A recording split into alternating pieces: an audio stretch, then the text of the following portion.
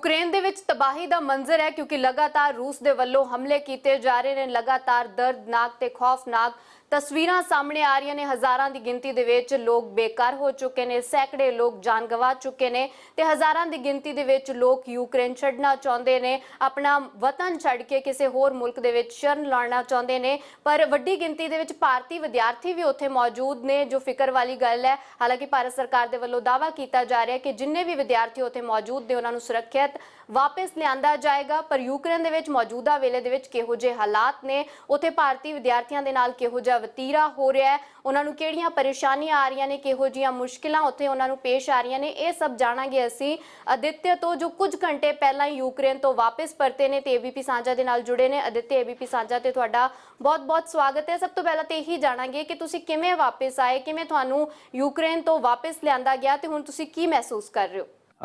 मैं बहुत अच्छा महसूस कर रहा हूँ अपने घर वापस, अपने वतन वापस आकर। और मैं यूक्रेन से इंडिया बॉर्डर क्रॉस करके बड़ी मुश्किलों का सामना करके आया हूँ। और बुखारेस्ट जो रोमानिया की कैपिटल है, वहाँ से मैं दिल्ली इंडियन गवर्नमेंट के थ्रू लाया गया हूँ बाय एयर इंडिया। तो वहां पे आप कौन से सिटी में थे? यूक्रेन में किस सिटी में थे? तो वहां से जब आपको पता चला कि अटैक हो गया, उसके बाद फिर कैसे आप पहुंचे जहां से आपको वापस भारत लाया गया? मैं मैम यूक्रेन की इवानो फ्रैंकिव सिटी में था, जो कि वेस्टर्न पार्ट में स्थित है। तो वहां से एक्चुअली हमें बसेस के थ्रू बॉर्डर पर लाया गया, जहाँ पे हम थोड़ा सा 8 से 10 किलोमीटर पैदल भी चले। उसके बाद हमने बॉर्डर क्रॉस किया, जिसमें 1 से 1.5 दिन लग गया था क्रॉस करने में, जहाँ पर बड़ी मुश्किलों का सामना करना पड़ा, क्योंकि वहाँ पर यूक्रेनियन मिलिट्री के द्वारा फायरिंग वगैरह सब कुछ हो रही थी। तो वहाँ पे ये था कि बॉर्डर पर मतलब बहुत रिस्क है, तो ज़्यादा वहाँ पर कोई सिक्योरिटी वगैरह नहीं है। तो उसके बाद हमें लाया गया वहाँ पर रोमेनिया में शेल्टर में रखा गया 2 दिन। उसके बाद मेरी फ्लाइट्स आई और फ्लाइट आप बता रहे हैं कि आपको वहाँ पे कैसी कैसी मुश्किलें आई। आप बता रहे हैं कि 1 से 1.5 दिन आपको वहाँ पे लग गया, तो रास्ते में आपको कैसी परेशानी आई, कैसे आपने क्रॉस किया और आपके साथ और कितने लोग थे, कितने साथी थे आपके? मैम मेरे साथ बहुत ज्यादा लोग थे वहाँ पर, मतलब वहाँ पर एक यूनिवर्सिटी का कोई बच्चा नहीं था, वहाँ पर बहुत सारी यूनिवर्सिटीज के स्टूडेंट्स थे। तो वहाँ पर बहुत सारे बच्चे इकट्ठे हुए थे और कि बॉर्डर क्रॉस करना तो बस एक वही था कि रिस्क ही था कि क्रॉस होगा भी या नहीं होगा, कोई श्योरिटी नहीं थी। और फायरिंग हो रही थी, गर्ल्स के साथ मिसबिहेव, बॉयज के साथ मिसबिहेव, हर तरह का मिसबिहेव हो रहा था वहाँ पर। मारा जा रहा था बच्चों को। तो आप मारपीट की बात कर रहे हैं, तो किसकी तरफ से की जा रही थी मारपीट? ये यूक्रेनियन मिलिट्री के द्वारा की जा रही थी मैम।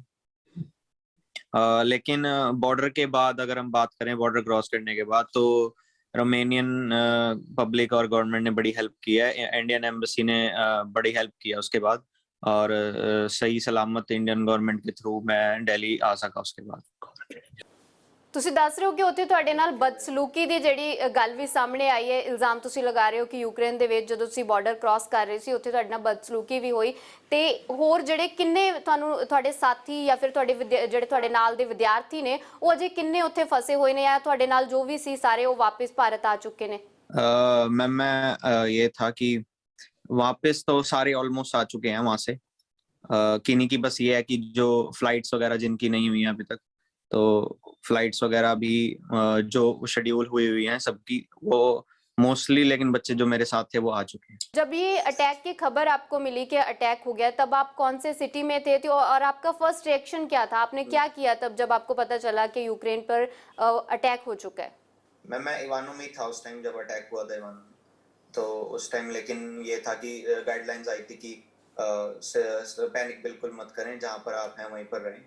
तो उसके बाद फिर नेक्स्ट डे हम सब बसेस कराकर बॉर्डर्स पर निकल गए थे। ओके, तो आपको काफी दिन लग गए, वॉर शुरू हुए 6-7 दिन हो गए हैं, करीब 7 दिन निकल गए हैं। तो आपको इतनी देर क्यों लग गई, इतनी देर क्यों लगी कि आपने सोचा कि अभी रुकना चाहिए, या फिर आपको लगा कि वेट करना चाहिए एम्बेसी की कॉल का? देर मैम इसलिए लग गई थी क्योंकि ट्रैवलिंग मेन थी वहां पर, और जैसे बॉर्डर्स क्रॉस होने में 2 दिन लग गए थे। स्टूडेंट्स हैं जो, तो वो भी इसी तरह से ट्रेवल कर रहे हैं या फिर उनको कोई सुविधा दी जा रही है कि बसेस दी जा रही हैं उससे वो आ रहे हैं, या फिर खुद से ही बॉर्डर्स पर पहुंच रहे हैं?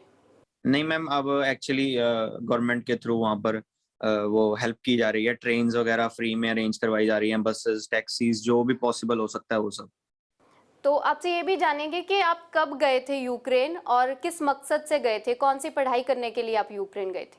मैम मैं एक्चुअली यूक्रेन दिसंबर में गया था लास्ट ईयर, तो मेडिकल की स्टडी करने, और अभी मैं फर्स्ट ईयर में ही था, मेरा फर्स्ट सेमेस्टर जस्ट फिनिश हुआ था।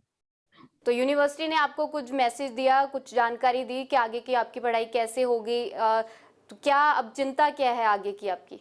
चिंता तो मैम यही है कि बस वहाँ पर जो वॉर चल रही है वो जल्द से जल्द खत्म हो जाए और हमारी स्टडीज वगैरह जो हैं वो बैक टू नॉर्मल स्टेज पर आ जाएं, और जितना जल्दी ये खत्म हुए उतना बेटर है सबके लिए।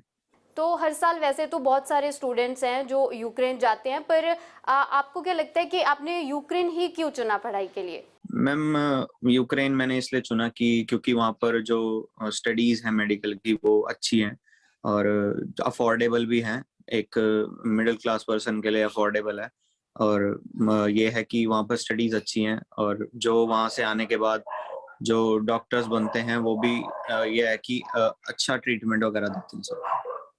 तो अभी आपने और कुछ साल वहाँ पे रुकना होगा पढ़ाई के लिए, तो अब आपका आगे का प्लान क्या है कि आपने इंडिया में पढ़ाई करनी है, या फिर आप भारत सरकार से कुछ हेल्प चाहते हैं, या फिर आप उम्मीद कर रहे हैं कि सब हालात ठीक हो जाएंगे और फिर से यूक्रेन जाएंगे?